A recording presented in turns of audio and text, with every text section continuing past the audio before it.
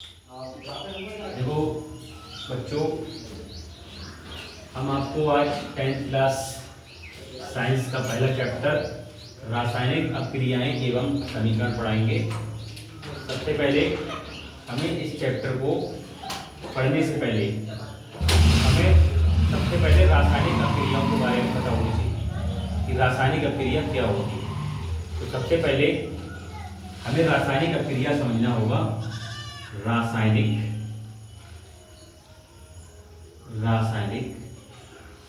अभिक्रिया, रासायनिक अभिक्रिया क्या होती है, किसे कहते हैं?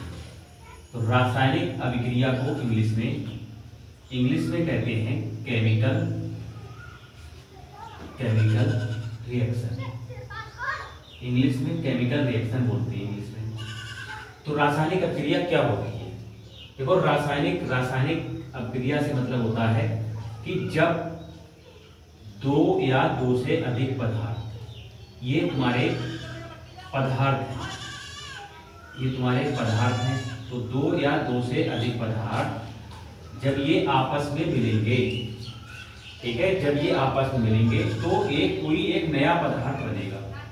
ये एक तुम्हारा नया पदार्थ है, ये तुम्हारा क्या है? एक नया पदार्थ।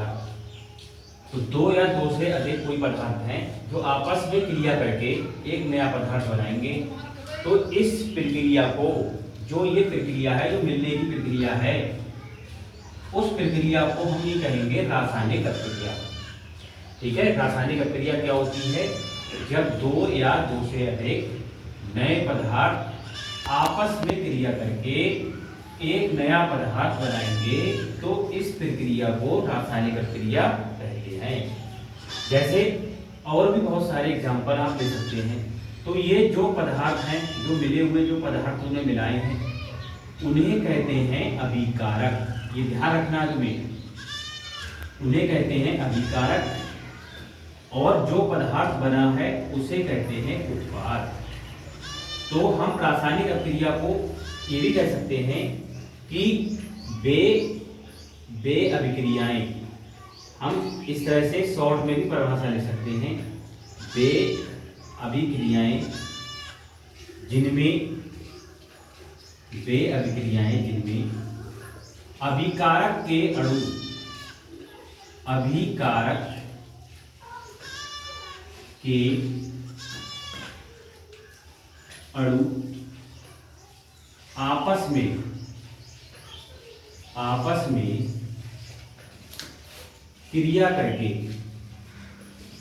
आपस में क्रिया करके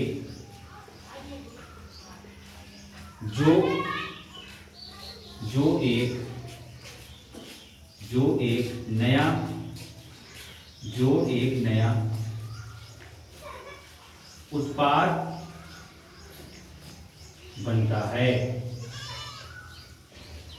एक नया उत्पाद बनता है, तो इस प्रक्रिया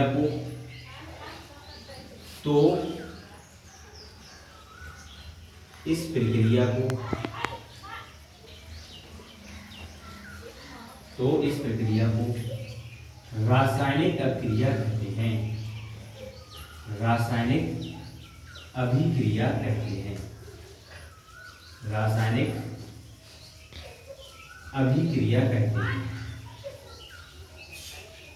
तो रासायनिक अभिक्रिया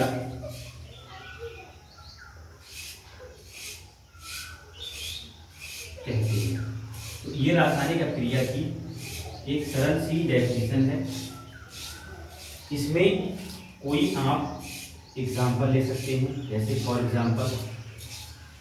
एग्जाम्पल जैसे मैंने तुमसे कह दिया H2 प्लस Cl2, और यहाँ पर देखो ये बनने वाला कंपाउंड है, वो जब हाइड्रोजन और क्लोरीन मिलते हैं तो HCl बनता है।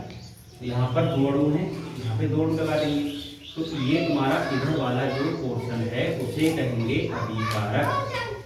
ये तुम्हारे अभिकारक के अणु हैं, हाइड्रोजन और क्लोरीन जो है अभिकारक के अणु हैं, और ये जो मिलेंगे वो बनेगा उत्पाद। ठीक है, तो रासायनिक अभिक्रिया किसे कहते हैं? तो रासायनिक अभिक्रिया को पढ़ने से पहले हमें सबसे पहले ये पता होना चाहिए कि रासायनिक अभिक्रिया जो होती है, अभिकारक के अणु, जो अभिकारक के अणु होते हैं वो आपस में क्रिया करते हैं और एक नया उत्पाद बनाते हैं। तो इस पूरी प्रक्रिया को रासायनिक अभिक्रिया कहते हैं। ठीक है। अब रासायनिक अभिक्रिया के प्रकार, तो रासायनिक अभिक्रिया कितने प्रकार की होती है? रासायनिक अभिक्रिया तो हमें सबसे पहले ये हमें समझ में आ चुका है रासायनिक अभिक्रिया किसे कहते हैं। अब इसके बाद में हमें ये भी पता होना चाहिए अभिकारक अणु कौन से होते हैं, अभिकारक किसे कहते हैं, अभिकारक। क्योंकि रासायनिक अभिक्रिया जब हमने पढ़ी है तो यहाँ पर हमें पता होना चाहिए कि अभिकारक कौन से हैं और उत्पाद कौन से हैं। तो सबसे पहले हमें अभिकारक भी मालूम होना चाहिए। ठीक है। अभिकारक किसे कहते हैं? अभिकारक देखो ये हमने बताया, जो ये रासायनिक अभिक्रिया है उसमें जो अभिकारक अणु होते हैं वो आपस में क्रिया करते हैं। तो वे अभिक्रिया में ऐसे बोल सकते हो रासायनिक अभिक्रिया में, रासायनिक अभिक्रिया में जो अणु क्रिया करते हैं